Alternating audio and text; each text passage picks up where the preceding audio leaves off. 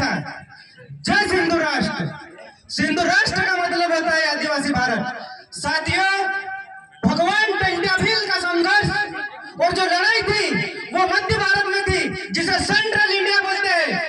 Central India यानी आज जो 15 से 20 राज्य है, वहां पर टंट्या भील अपनी सामाजिक लड़ाई लड़ रहे थे। उस समय टंट्या भील का नाम सुन के पंडा जमींदार अंग्रेज हुकूमत की नाक में दौड़ कर रखे थे और पतलून गीली हो जाती थी। हमारे भगवान टंट्या भील मामूली आदमी नहीं थे। उन्हें अंग्रेजों ने भगवान बोले, लिविंग गॉड बोले, हुड बोले। लेकिन आज उसी के वंशजों को नंगा करके घुमाते हैं। मुक्त आदिवासी समाज पे टंट्या भील था तो उस समय पे नाक काट देता, हाथ काट देता, लेकिन वर्तमान में टंट्या भील ना होने की वजह से आज हमारी आर्मी है क्या? हर समाज की अपनी अपनी आर्मी है। हर समाज उनके समाज को बचाने के लिए, उनके समाज के लिए संघर्ष करने के लिए, उनके समाज की बहन बेटियों की इज्जत आबरू बचाने के लिए उनकी खुद की आर्मी खड़ी कर रखे। लेकिन हमारी आर्मी है क्या? हमारी सेना है क्या? समाज को बचाने के लिए आर्मी की जरूरत पड़ती है, देश को बचाने के लिए आर्मी की जरूरत पड़ती है। वर्तमान में देश में चर्चा हिंदू राष्ट्र की हो रही है, लेकिन मालिक तो आदिवासी है ना। कौन सा राष्ट्र होना चाहिए? कौन सा राष्ट्र होना चाहिए? आदिवासी राष्ट्र होना चाहिए कि नहीं होना चाहिए? तो फिर ये लोग हिंदू राष्ट्र की बात क्यों करते हैं? साथियों, तो आदिवासी संस्कृति है। हम सिद्धू सभ्यता के वंशज है, जिसका इतिहास है 15,000 साल पुराना, और धर्म का इतिहास है 3 से 4,000 साल पुराना। तो आपको 15,000 साल पुराना इतिहास चाहिए कि धर्म का इतिहास चाहिए? आदिवासी लोग कुछ धर्मों में उलझे हुए, हिंदू बनाते हैं, ईसाई बनाते हैं, कुछ गायत्री परिवार वाले आते हैं, तो कुछ और संत पंथ वाले लोग आते हैं।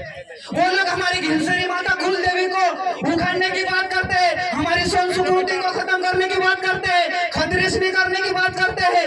अबे हमारा वजूद और अस्तित्व हमारी संस्कृति से, और वही ये लोग मिटाते हैं, क्योंकि हमारी जो संस्कृति है वो हमारी पहचान है, वो हमें इस देश का मालिकाना हक प्रदान करती है। यदि हमारी संस्कृति बचेगी तो हमारी सभ्यता बचेगी, और सभ्यता बचेगी तो आदिवासी अस्तित्व बचेगा, और आदिवासी अस्तित्व बचेगा तो हमारा सामाजिक अस्तित्व बचेगा और सामाजिक अधिकार बचेंगे। हम 5वीं और 6ठी अनुसूची की बात करते हैं, जो 5वीं अनुसूची 10 राज्य में है और 6ठी अनुसूची 4 राज्य में है। टोटल 14 राज्य हुए। ये लोग हमारी जनसंख्या को कम बताते हैं। क्या हमारी जनसंख्या कम है क्या? 5वीं और 6ठी अनुसूची मिलाकर 14 राज्य हुए, और बाकी दूसरे स्टेट में भी हमारे लोग रहते हैं। ये लोग हमारी जनसंख्या को काउंट ही नहीं करते, क्योंकि हम इस देश के मालिक हैं, और अभी हम हमारे मालिकाना हक मांग रहे हैं। तो ये लोग अभी जनगणना ही नहीं कर रहे। 2021 में जनगणना होने वाली थी, और ये लोग अभी 2021 में जनगणना नहीं कर रहे। हमको धर्म की बात नहीं करना है, धर्म तो अभी 3,000 साल पुराना है, लेकिन हमारी जो अस्तित्व है, हमारा जो सिद्धू सभ्यता का अस्तित्व है, जो सिद्धू घाटी सभ्यता है, जो मोहनजोदड़ो, हड़प्पा, कालीबंगा, वहां पे जो अवशेष मिले हैं, जो भाषा मिली है, जो मूर्तियां मिली है, वो हमारी है। वहां का जो डीएनए मिला है, मोहनजोदड़ो को मृतकों का टीका बोलते हैं, वहां पे जो हड्डियां मिली है उसका डीएनए आदिवासियों से मैच करता है, दूसरे लोगों से मैच नहीं करता है। हम वास्तविक में और सच्चे इस देश के भूमालक है। इसलिए अपना आखा काजे आदिवासी करते लड़ाई लड़ना पड़से। यदि हम आदिवासी के लिए लड़ाई लड़ने अपनी एक आर्मी रहेगी तभी हम लड़ पाएंगे, क्योंकि जब अंग्रेजों के समय टंट्या भील, बिरसा मुंडा, राघोजी भांगरे, बिरजू नायक, खाजा नायक सभी क्रांतिकारी लड़े, तो उस समय उनकी खुद की आर्मी थी। लेकिन आज हमारी आर्मी नहीं है। संगठन इस देश में आदिवासियों को बचाने के लिए 28,000 काम कर रहे हैं, लेकिन एक भी संगठन एक मंच पे आके नहीं बैठता है।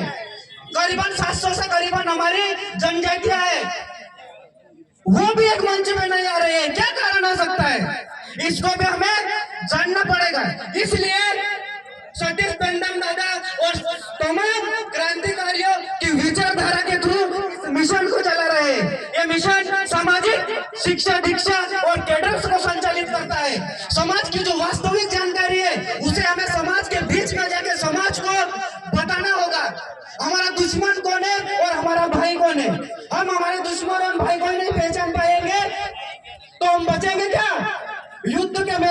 अपने को अगरबत्ती नहीं जलानी है, युद्ध के मैदान में लड़ना है। तो युद्ध के मैदान में लड़ने से पहले अपनों का जो दिया रहना पड़से। भगवान टंट्या भील बोलते हैं जिस समाज में लोग लड़ने और मरने के लिए तैयार हो जाते हैं वो समाज कभी मरता नहीं है। अपनों का जो मरने न मरने में मरता समाज तैयार करना पड़ेगा। समाज के लिए जब तक हम कुर्बानी नहीं देंगे, समाज के लिए जब तक हम आहुति नहीं देंगे, तब तक हमारा समाज का पुनर्निर्माण पुनर्स्थापना नहीं हो सकता है। हमारा समाज एक समय बन गया था, लेकिन आज हमारा समाज बहुत सारी जनजातियों में, उपजातियों में, जातियों में बटा हुआ है।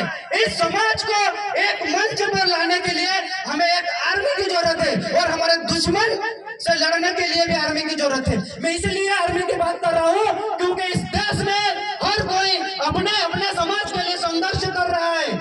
आप वर्तमान की स्थिति को देख रहे होंगे, किस तरह से आदिवासी को मारा जा रहा है।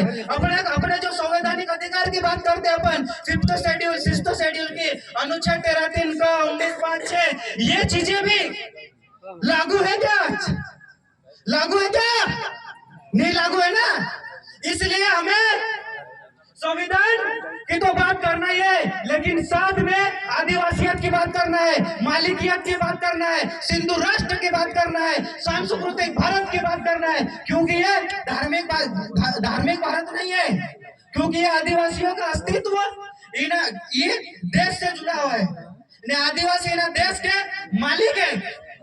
कुछ लोग बोलते हैं आदिवासी को जनजाति और वनवासी, लेकिन ये लोग आदिवासी को आदिवासी इसलिए नहीं बोलते हैं क्योंकि आदि का मतलब होता है अनंत और वासी का मतलब होता है रहने वाला। इस देश में जब धर्म और भगवान नहीं पैदा हुआ था, ना कोई संत आया था, ना कोई पंडा आया था, ना कोई पादरी आया था, किसी भी धर्म की उत्पत्ति नहीं हुई थी, कोई सा भी बाहरी आक्रमणकारी इस देश में नहीं आया था।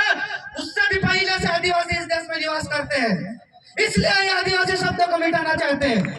इसलिए हम आदिवासी भारत की बात करते हैं, क्योंकि ये आदिवासी भारत है। और मुल्क पे राज तुम्हारा है, इसका मतलब यह नहीं कि मुल्क तुम्हारा है। दफन पीढ़ियां हमारी, जहां पर घर तुम्हारा है। जिंदाबाद, जय आदिवासी।